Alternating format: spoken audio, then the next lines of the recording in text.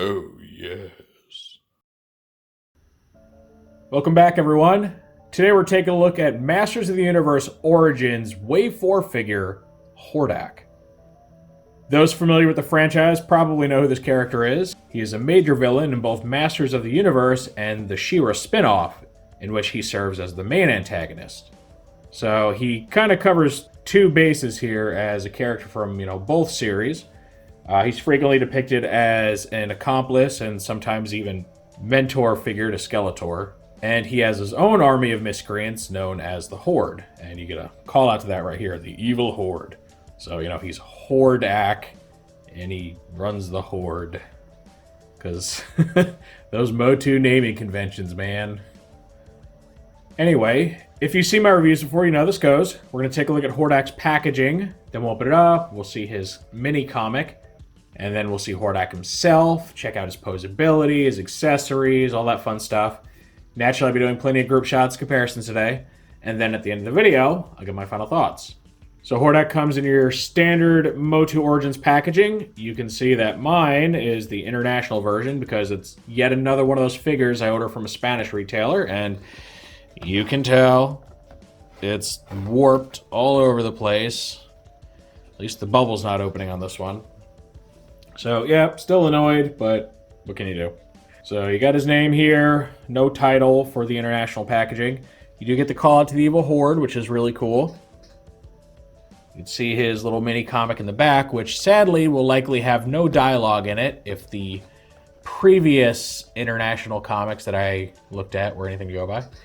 Here you get his really cool artwork where he's leading his horde into battle to attack Castle Grayskull. So you see a lot of the members of his horde there. Very neat. Again, no flavor text. And then you get the callouts for his battle features. So that just shows you how to have him wield his crossbow weapon, and then how to twist him for battle positions. And then looking at the right, you get your cross cells. So there's the ever-present He-Man and Skeletor. You get Stratos, who I managed to get with this shipment of toys. Hordak himself, Triclops, who I also have, and then Ninjor, who I'm currently lacking, but will hopefully have soon. So, pretty cool little wave. It's mostly bad guys.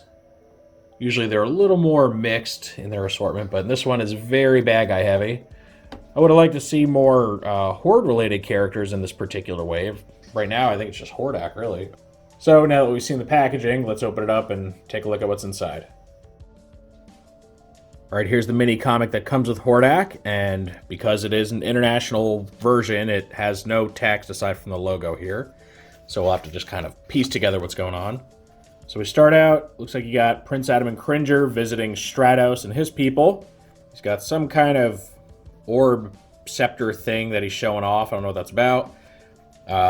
Ninjor's been captured, and I guess he's explaining stuff to Stratos and He-Man. We get like a flashback here. It seems that Hordak is attacking Skeletor and his minions. They lock up Skeletor.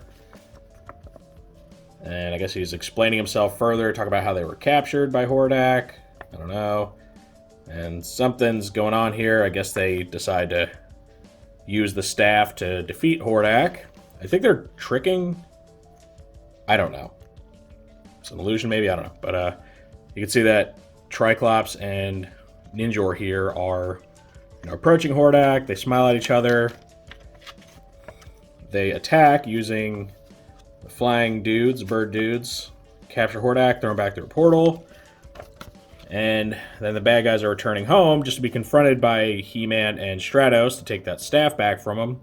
And they go ahead and ninja vanish away. Good guys shake hands. Very confusing. I'm not really entirely sure what's happening. I mean, I have a general idea, but would have been nice if there was some text there. All right, and then we get our cross cells again. So your He-Man, Skeletor, all that stuff. So pretty cool. Be better with some text. All right, now we get to see Hordak himself, and he's got quite a few accessories. As you can see here, he gets this white crossbow, which is a piece commonly reused amongst Horde troopers. And the crossbow is interesting because it has kind of this like forward striking action. So you push it to where this latches, like a cocked back position, and then you just push this little piece down until it shoots forward a little bit. And like that's what it does.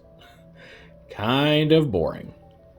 Then over here, he has an armband, which is its own separate piece that just slides up there on his bicep. And then he gets this weird little gargoyle monster that's supposed to look like it's like perched on his forearm. It looks like a fashion accessory, but apparently that is an actual creature. It's just because this is mimicking such an old toy, you know, the technology wasn't really there to make it look like anything other than, I don't know, a bizarre bracelet or something. And then what's really cool is he gets his chest armor.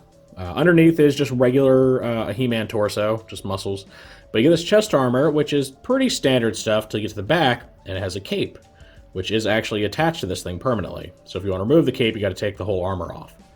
So quite a bit going on here. Plus he's got a lot of new tooling.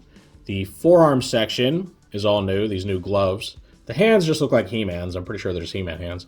But then he has new boots too, which is pretty cool. They're very unique. They got the Horde symbol on them. It's got these kind of wide feet.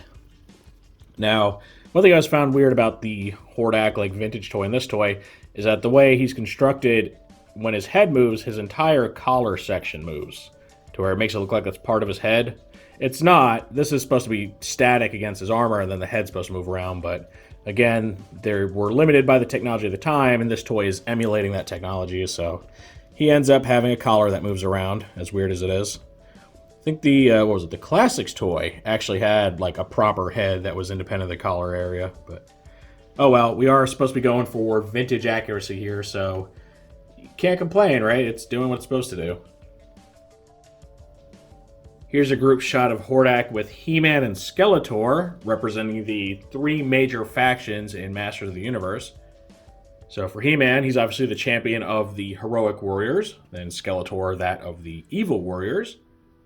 Then Hordak, of course, is the leader, or one of the leaders, I guess, of the Evil Horde. So these are your three kind of main players in all things.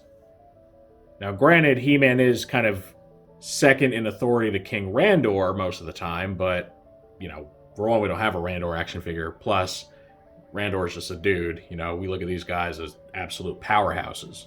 So it is neat seeing representation from all three of the big factions here.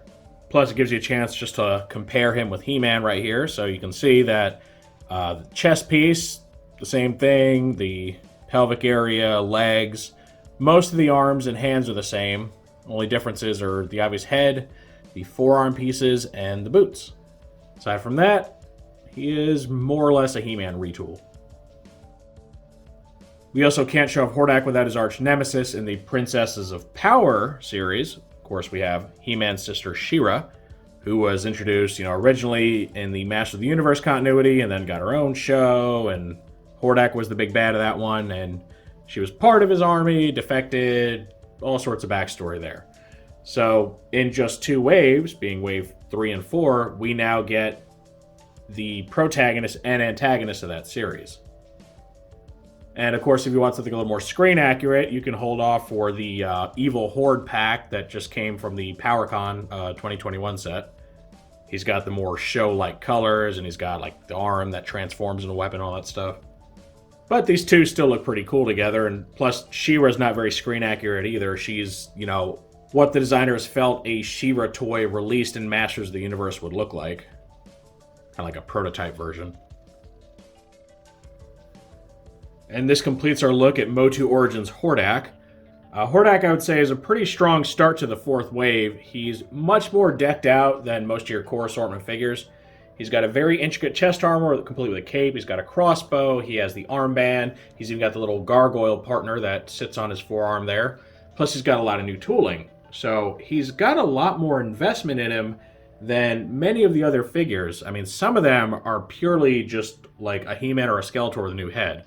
In fact, you'll see, you know, one character from this wave is just that. So he's got a lot going for him. He's also, you know, kind of a big name character. He's one of like the big antagonists in Master of the Universe. So he's a very cool figure. I know he's not show accurate because the show went with like a much brighter blue and whitish color scheme.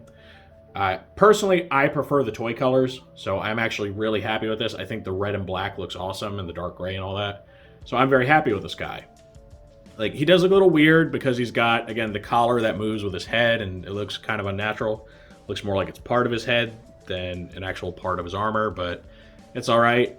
The crossbow It's okay. I mean, it's not the coolest looking thing. It's kind of cheap looking, and the gimmick doesn't work that great.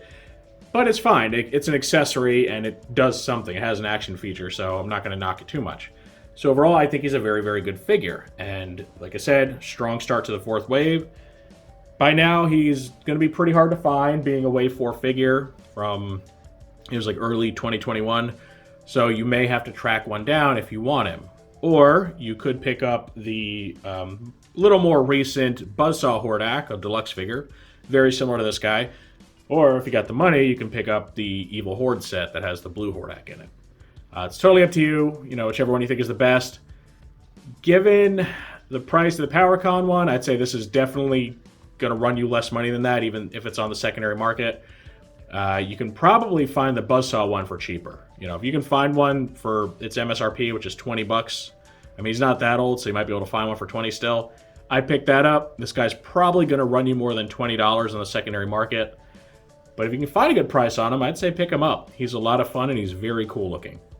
Of course, that's just my take on Hordak, so now I want to know what you all think of him. Do you think he's as great of a figure as I do? Do you like the accessories he comes with? Do you like the look of him? Or are you not interested for some reason? Maybe you have no love for the character, you think he's goofy looking, you don't like the accessories, whatever it may be. Any and all feedback's always welcome in the comments section. If you enjoyed this review, make sure to toss it a like. Let YouTube know you want to see more stuff like this. If you do want to see more like this, make sure to subscribe and hit that notification bell so you always get a heads up when I post something new. I thank you for joining me for this look at the Masters of the Universe Origins Wave 4 figure, Hordak. With all that said, I will see you next time.